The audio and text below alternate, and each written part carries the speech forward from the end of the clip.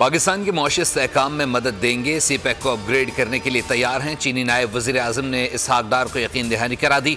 वज़ीर ख़ारजा की ब्रसल्स में चीनी नायब वज़ीर आज़म से मुलाकात। दोनों मुल्कों के दरमियान सिविल न्यूक्लियर टेक्नोलॉजी के शोबे में ताउन की अहमियत पर इत्तफाक। इसहाक डार का पाकिस्तान की वन चाइना पॉलिसी पर जोर।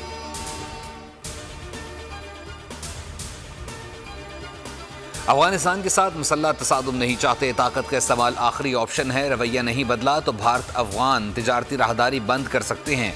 वज़ीर दिफा ख्वाजा आसिफ की वार्निंग। कहा, पाकिस्तान ने सरहद पार दहशतगर्दी पर बेहद तहम्मुल का मुजाहरा किया। अगर अफगानिस्तान हमारे साथ दुश्मन जैसा सलूक करता रहा है तो हम तिजारती राहदारी क्यों फराहम करें।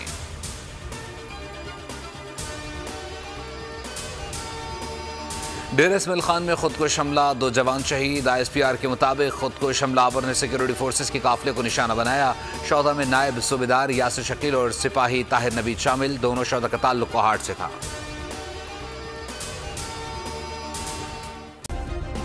सब्सक्राइब करें और बेल दबाएं ताकि कोई खबर रह न जाए।